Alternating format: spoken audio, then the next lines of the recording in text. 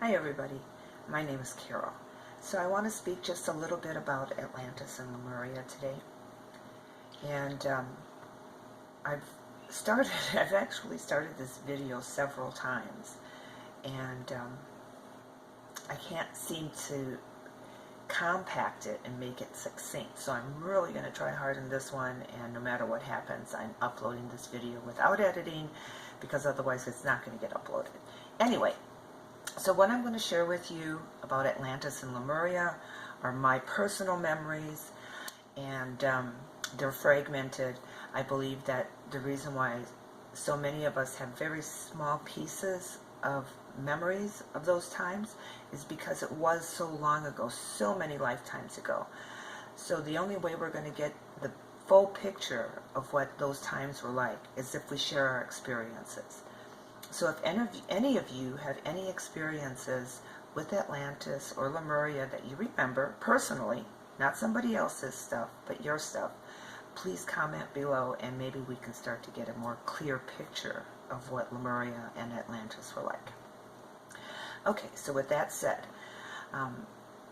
I remember the time before Lemuria when we lived in the water, and I believe that those times are where the legends and the myths of the Mer people come from. And when we lived in the water, we were able to commune with each other in the ethers in spirit form, and it helped us to remember our connection to each other and to the source. And we were able to do that very easily because of the buoyancy of the water. And I also believe that that may be the reason why the dolphins remember us so well, is because of those times. So anyhow, it was those people, the Mer people, that moved onto the land when land first appeared. And I saw a very beautiful island. That was the very first piece of land that appeared, that we saw anyhow.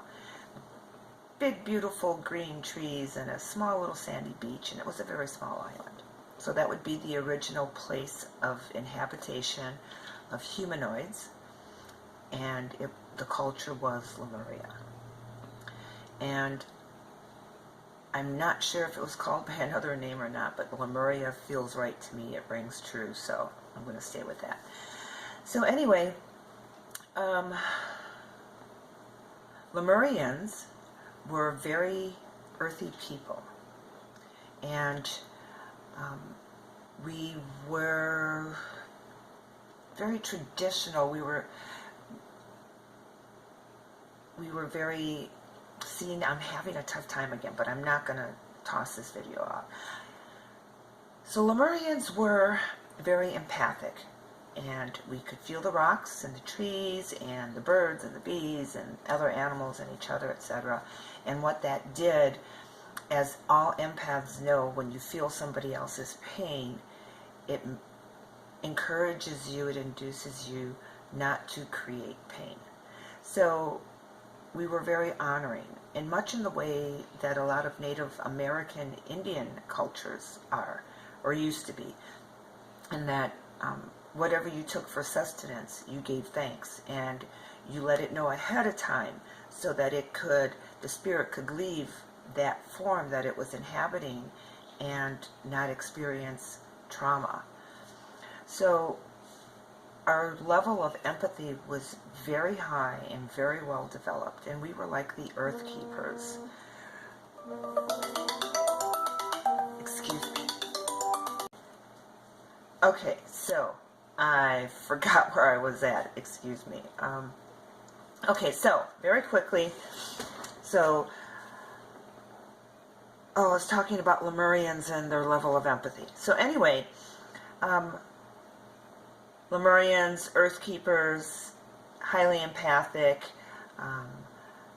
Empathy allows you to feel what everyone and everything else is feeling, and so you try really hard not to abuse anyone or anything else because you can feel that pain. So there was a lot of harmony.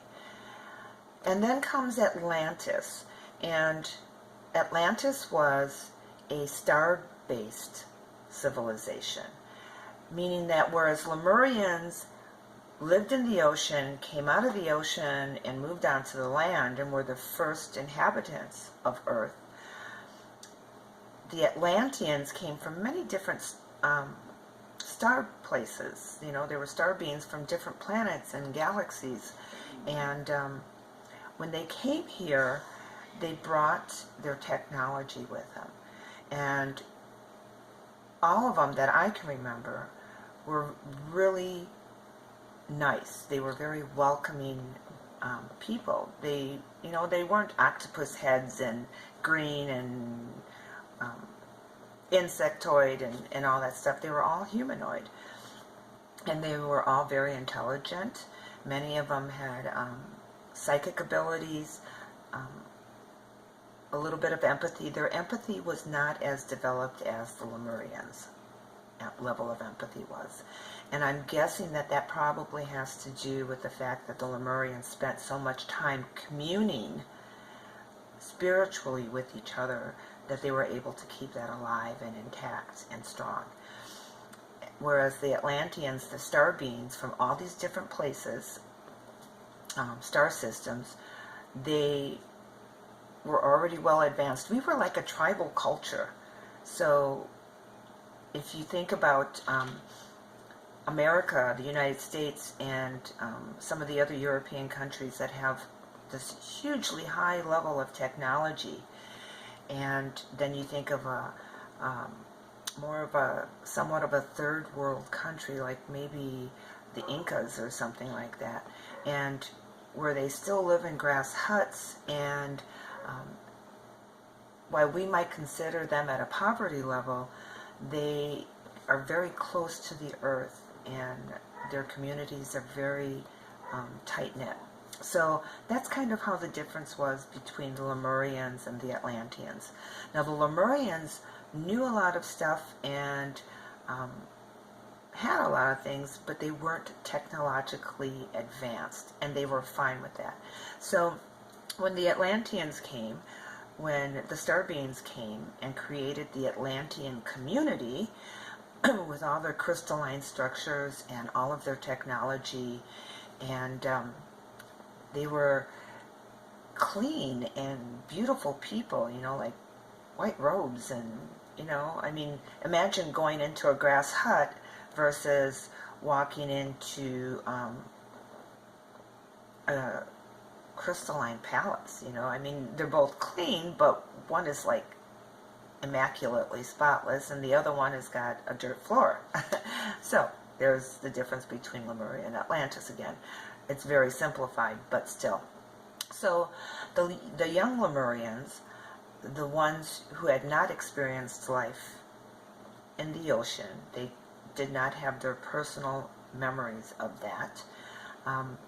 They were very, and because most of them did not spend time out of their bodies communing with each other in the ethers, so those memories of living in the ocean were not easily transferred to them. So anyhow, they, like most young people, they saw Atlantis and the Atlanteans, and they were fascinated by this culture and the wealth and the technology and the pristine buildings. And, you know, I mean, imagine if you're coming from a third world country and you go to some place like New York, you know, get blown away by it. Anyway, so the thing with the Atlanteans was that they had all of this technology, but because they were lacking in the empathy department, they couldn't feel what they were doing to the earth with all of their technology. And so the elder Lemurians did hold council with them. They held council like a United Nations kind of thing. And so the elder Lemurians held council with them and tried to tell them what they were doing with the earth and how it was affecting the earth and all of her inhabitants, and try to caution them not to move too quickly, and that you have to take into consideration that when you do this, this is this is what the reaction is going to be within the earth. And so that is what eventually led to the destruction of Atlantis. But before the final destruction of Atlantis, there was dark forces that came and tried to usurp the Atlantean culture. So just like today, we have some really good politicians and we have some not so good politicians. We have really good people and we have not so good people. There's always, whenever there is light and there is good things happening, the dark side is going to come and going to try to usurp it, and that's what happened. And they, the dark side managed to convince a lot of very, myself included, a lot of very influential Atlanteans that they sold, the dark side sold a small group of Atlanteans a bunch of crap. They made them believe a bunch of stupid stuff. And I can only speak for me personally. When I was sold this stuff, I bought it hook, line, and sinker. And I didn't do my own research on it. And I didn't check in with my own guidance and etc. You know, I didn't meditate on it or anything. I was, you know, in that lifetime in Atlantis, I was silly. You know, I was inexperienced, I was naive, and I believed what the dark forces told me. And at that time, I had the power of persuasion in my voice. And so when so they used me. They knew I had the power of persuasion in my voice. They knew that I could sway the masses. So they used me. They told me a bunch of stuff. I believed them. And in turn, I turned around and sold that stuff to everybody else, to a lot of other people, not everybody else.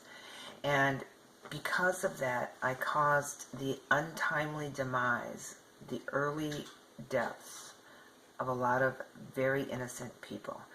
I took them down the wrong path.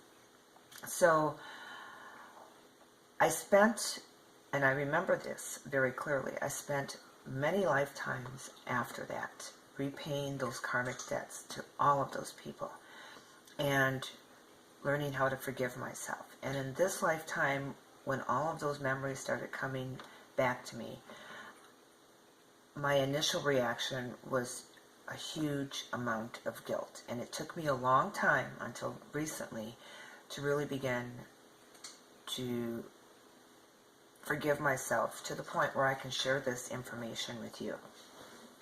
Because when we remember our past lives, we feel those past lives.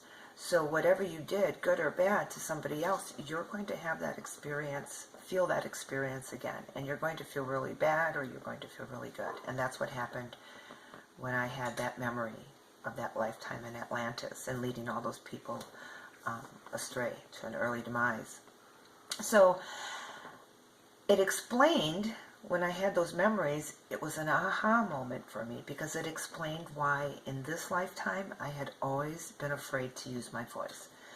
I didn't want to speak publicly to more than a few people, and whenever I sang, even in grade school, I would purposely crack my voice and sing out of tune. And I could never figure out why I did that. Why was I afraid of my voice? Why did I want anybody to hear my voice? And that's what it was. It's because I had used my voice to, and the power of persuasion in my voice during that lifetime, to lead a lot of people to an early demise. And it was so traumatic for me that I had caused all that harm that I was afraid to use my voice. So that is, in a nutshell, my Lemurian and Atlantis memories. So, and pre-Lemuria. And I didn't want to make this video too long, so I'm already approaching 15 minutes. So I'm going to stop this right here. If you have any questions, please comment below, And if I get enough questions, I will make another video addressing those questions. Okay, love you all. And if you have any memories yourself, please share them. All right, love you all.